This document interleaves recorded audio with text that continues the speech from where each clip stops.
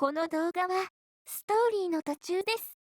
最初から見たい場合は概要欄またはチャンネルページの再生リストからご視聴ください。なお、外国語に対応した字幕をつけておりますが、自動翻訳ですので、精度が低いことをご理解ください。それでは、本編をお楽しみください。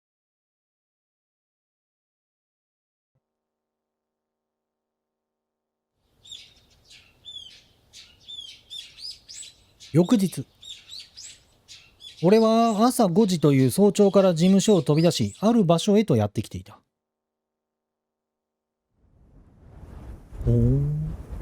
一陣の風が吹き抜け、桜の枝を、そよそよと揺らす。多分ここであいつに会うんだな。幽霊ちゃん。俺がこの時代へ降り立った場所、その光景は一昨日見た時から変わってない。また何か起こったりしないよな。樹皮に触れてみる。花びらを拾ってみる。その場で寝転がってみる。物は試しといろいろ画策してみるも、やはり桜の木は桜の木。返事なんて梨のつぶて。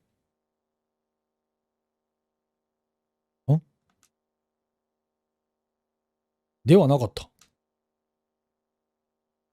やっぱり。スケベノーパン幽霊。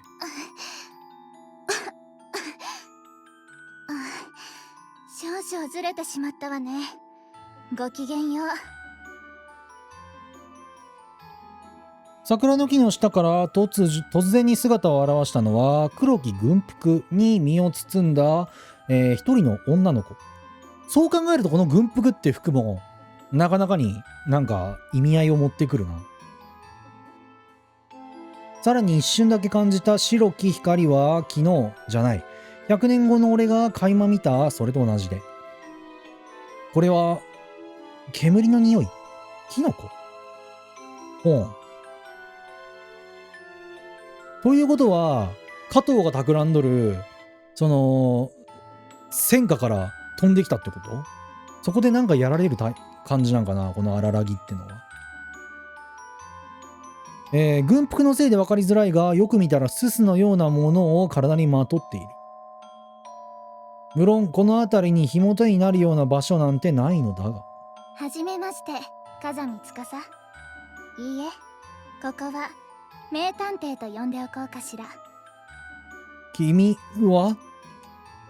それが俺と彼女。荒らぎとの初めての出会いだった。すっ飛ばした。ナレーションですっ飛ばした。マジか。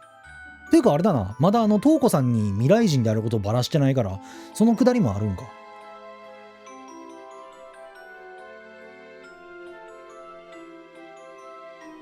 なるほど。ナレーションで説明をすっ飛ばして、それじゃあ君は俺と同じ未来人ではない。ええ、私はむしろあなたを導くためにやってきたのよ。パンパンと服についたすすを払いながら、すす？違うな。まあいいや。彼女、荒らぎは淡々と語る。こちらはまだ目を白黒させているのに、だ。名探偵、あなたには許容しなくてはならない事項が2つ。1つは時空疎行。そしてもう1つは私の存在。時空疎行って、やっぱりタイムスリップの。未来人ではないと称する彼女だったが、どういうわけか俺の事情はすでに把握されていた。桜の木の下、何もない空間から突如現れたことといい、とても通常の人間とは思えない。でもお前は未来人ではないんだろ？だからこれから先に死ぬ人間ではなくって、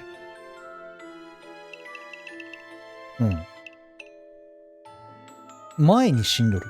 現代人ってのには異能すぎるから、例えば、まだ会ってないだけで、この同じその100年前の平行世界っていうか、世界に荒らぎっていうのがおって、それが何かの因果で飛んできたってわけでもなく、でも過去の人間なんかな。でもそれをすると、だってもう過去は変えれんからさ。まあタイムスリップしてきとる人間に言うのもなんだけど。お前は一体何者だ？ま、そうは言ってもこの2つは表裏一体だから、おおむね一つと捉えても構わないわね。君は何なんだ？未来人じゃないって言うけど、この時代の人間にも見えない。質問なら閉じた質問でお願い。形式のない答えを要求する者は答えられないわ。これが金髪だったら所長との娘っていう説もあったんだけどな。じゃあ、俺は最も自分の直感にそぐ表現を選んで問いかけた。君は人間か？いいえ。おお。即答だった。本来なら一生に付すような答えだったが、なぜか不思議と腑に落ちている自分がいる。ありえないと言いたいところだけど、俺のタイムスリップに関わってくるなら話は別か。超常的な現象というなら、まず己が経験していること。そこに付随してくる相手なのだから、超常的な存在に決まっているだろうと、彼女の佇まいは有無を言わせぬ説得力を誇っていた。くしくも納得させられた俺は、続けてクローズドな質問を投げる。それじゃあ、君は味方か？難しい問いね。答えづらいけど、どちらかといえばはいかしら。どちらかといえばなんだ。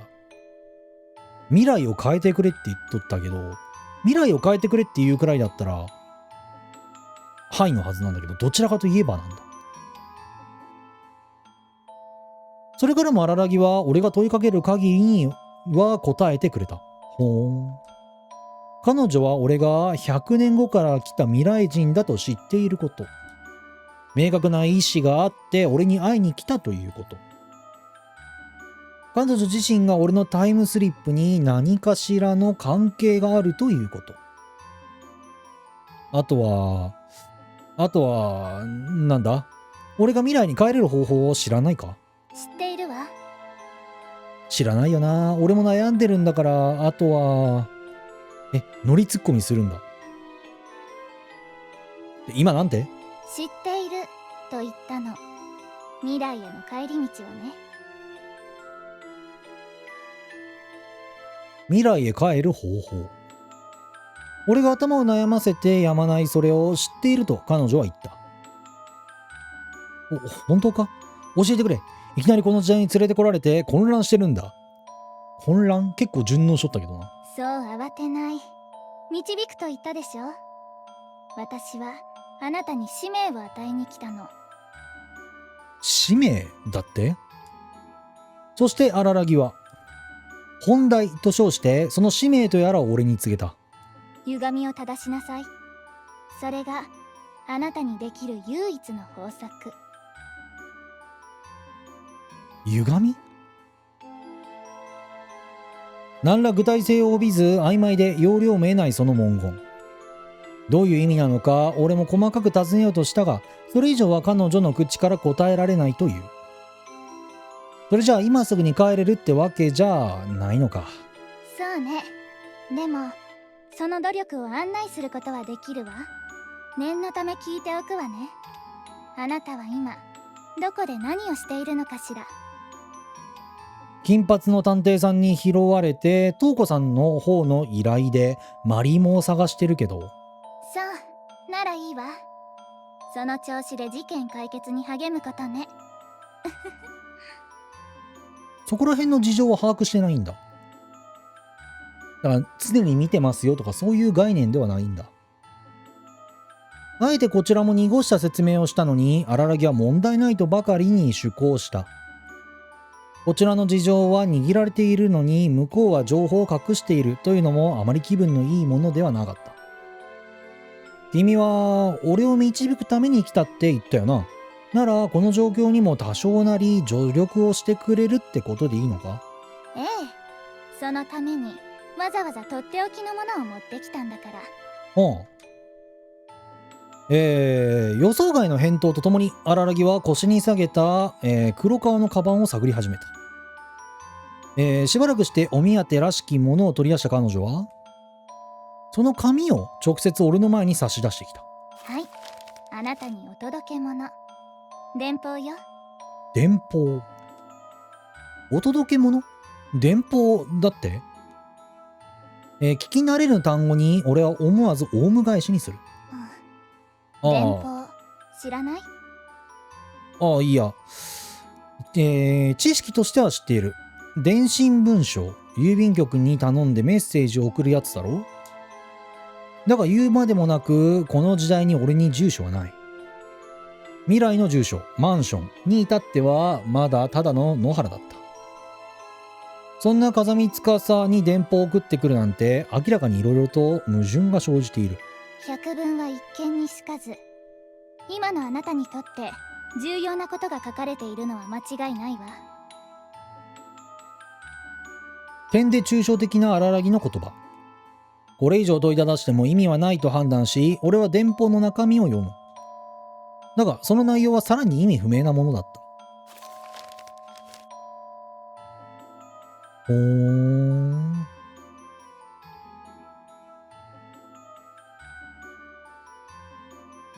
風見司。なるほど。なんやこれ。11文字。5月6日。今日が何日か知らん。風見司へ。加藤の加は本物だ。加藤の力は本物だ。そうくるか。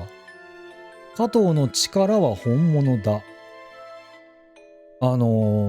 術を使う吸ったもんだの話。加藤の力は本物だ。なんだこれ。さあ、あなた宛ての電報だもの。内容までは感知しないわ。誰が送った？未来のお前か。てか未来の司か。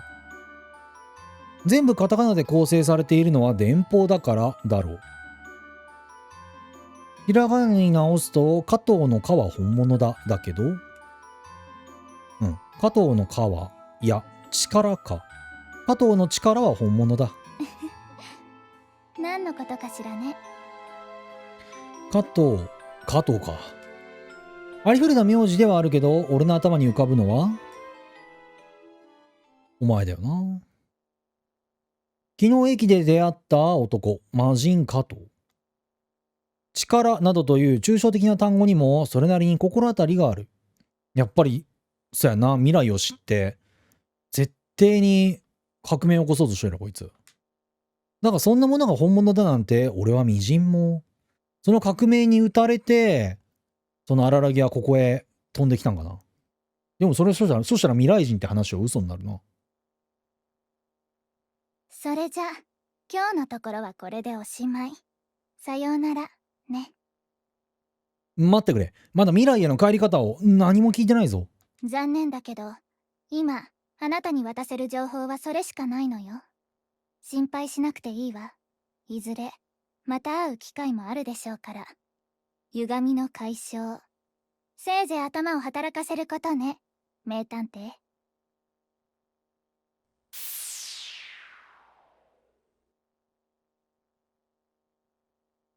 挑発が風になびくとともに荒らぎと名乗るこの姿は忽然とその場からいなくなってしまった。消えた。何だったんだ。一方的に言葉と手紙と押し付けられて、こちらが本当に聞きたいことは何も聞き出すことができなかった。でも俺の時間速行かについて彼女は知っていた。それに人間ではない。彼女の言葉を信じるなら、その存在は未来人である俺よりも突飛なものになるだろう。導くって言ったけど謎が増えたような気もするが、ただ暗中模索の状態からは一歩前進したのかもしれない。そう、前向きに捉えようとしていると、おーい、この声は。司、出かけるならちゃんと上司に一言告げてから行け。こんな置き手紙ではなく。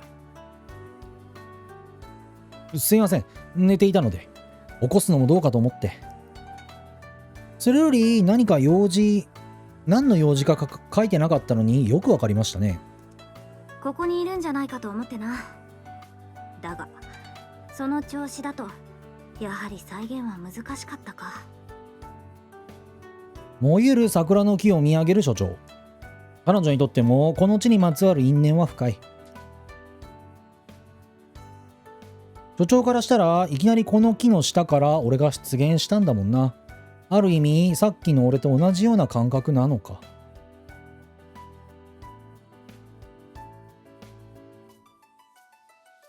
もしかしたら司がここに荒木がここに埋められとるって話はないか。桜の木には死体が埋まっとるって話じゃないけど。再現は難しかったですが、手がかりなのか何なのかよくわからない出会いをしましたよ。こういったって荒木が現れる瞬間、桜の花びらが舞っとったから、なんかその可能性はあるんだよな。実はお前の死体が今ここに埋まっとるっていうことはないよな。なんだと？それはどういう？喋るんだ。軍服の女の子が出てきて人間じゃないらしくて、歪みを直せば未来へ帰れるって。その女の子はどこにいるんだ？歪みというのは？もう消えちゃいました。ふわっと。歪みっていうのは俺にもよく分かってなくて。要領を得ない説明に所長の顔も曇り出す。うまく伝えられないのも当然だ。なぜなら俺も未だによく分かっていない。まずいな。これ以上わけのわからないことを言っていると所長の信頼も失いそうだ。荒木という子がと一から説明しても土台まっとうな理屈になるとは思えない。じゃあなぜ話そうとした歪みというものの具体性を帯びず何ら進展にならないし。なあ司、私としてはお前が未来人だというのは真実だと思っている。お前をちゃんと返すというのが課された依頼だからな。だがすいません、意味がわからなかったですよね。俺も整理がつくまでは黙っていることにします。ああ、悪いな。未来人という存在を受け入れてもらっている時点で所長の器は途方もなく寛大なのだ。そこへ人間じゃない女の子だの、風と共に消えるだの、歪みだのと付け足してただの頭のおかしいやつと思われるのは困る。事実俺も頭が混乱しきっている状態だし。それよりマリモの件ですよね。ここにマリモカッコつけるんかい。今までつけんかったに。それよりマリモ。だからそのひらがながこう続いてると読みにくいのよ、すごい。俺プロじゃねえからさ、そこら辺の区切りができんくてさ。こうやってなんかマリモっていう単語で区切ってくれるとありがたい。それよりマリモの件ですよね。借金を返すためにもバリバリやっていきましょうむ。今日はここいら浅草一帯で聞き込みでもしてみようと思ってな。最近は案外旅行客も多いし。昨日は成果を上げられなかったマリモ調査。今日こそは実りがあれば良いなと、俺たちは人通りのある方へ向かった。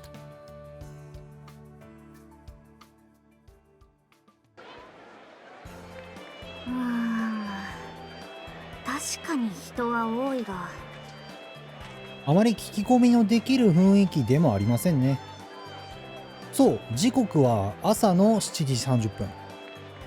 誰しも通勤通学に忙しいピークタイムで、それは未来でも過去でも変わらない様子だった。だが早起きは三問の徳とも言う。こんな時間だからこそ巡り会える木があるかもしれん。あると良いがあるのだろうか。そんなところ。あれ、探偵さん？およ？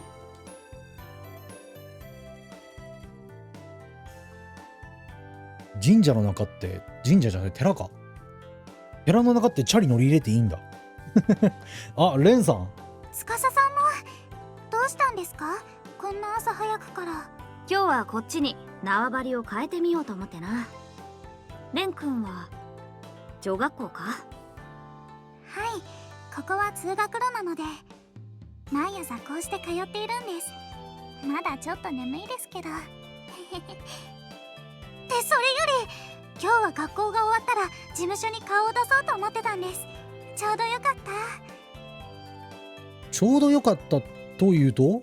マリモです。マリモについて知ってる方を昨日あの後見つけたんです。何？